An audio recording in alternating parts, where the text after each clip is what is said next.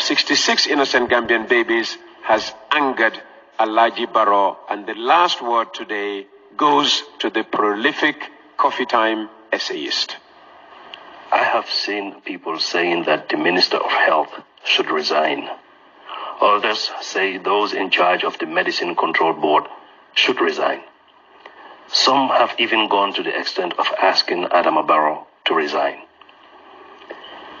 We may all call Gambia home, but we live in very different Gambias. When I see people asking government officials to resign, I can't help but wonder which Gambia they live in. Because in the Gambia I know, resignation is considered a very serious crime. Yes, you heard that right. Resignation is a very serious crime in the Gambia. And since we claim to be peaceful and law-abiding people, few of us dare commit the crime of resignation. More so when they become ministers. Ministerdom is where consensus go to die. You see, for people to resign on their own, their sense of service or duty must be anchored to values, principles, or ethics. And if this were the case, no one should be asking Gambia government officials to resign when innocent children die as a result of their negligence. Their conscience, the values and ethics that undergird their service would make it impossible for them to continue calling themselves public or civil servants. But look around you and tell us which government institution's work revolves around demonstrated values and ethics or taking responsibility for their actions. Our society revolves around blame shifting. Those at the Medicine Control Board will shift blame elsewhere. They will not take any responsibility. No one will be held accountable there. The importers will shift blame elsewhere. No one will be held accountable. Ditto the Ministry of Health.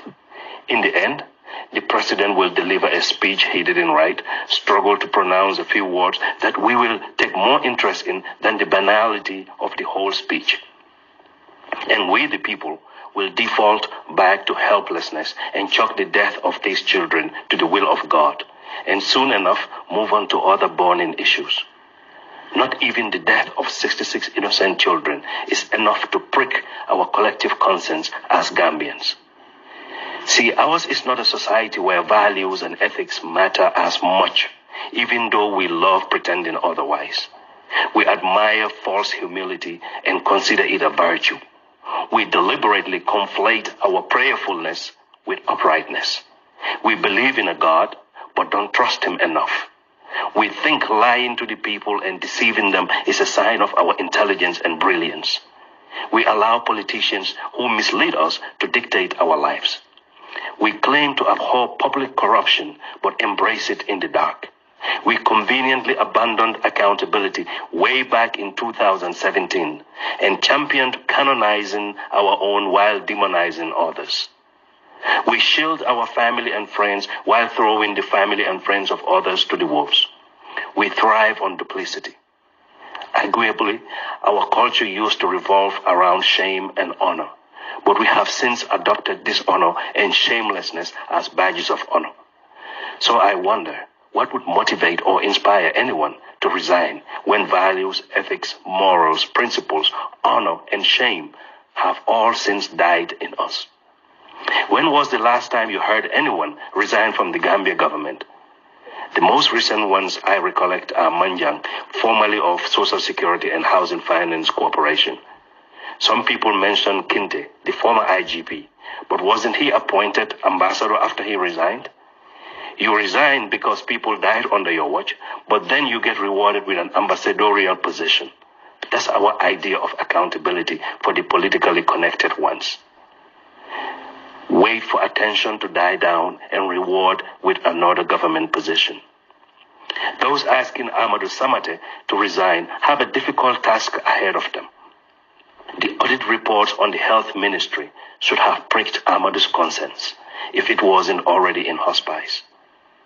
Amadou's own vaunted appearance before our comatose parliament, where he decried the acute corruption in his own ministry, should have awakened his conscience. But nothing seems to shake that man. Ministerdom is where consciences go to die. Remember, Amadou campaigned for Adama Barrow. Amadou has since turned himself into a politician. And no need to tell you what we think of our politicians, but I can tell you that by continuing to remain Minister of Health, Amadou Samata is fulfilling his duties as a politician. And for a politician, that means never taking any responsibility for anything, even when 60 innocent children die under your watch. May the souls of the innocent children find eternal peace, since we Gambians denied them a chance at life. Oh, before I leave, I can't help but wonder if any of the children that died were the children of those in power and claiming to be serving the people. And that was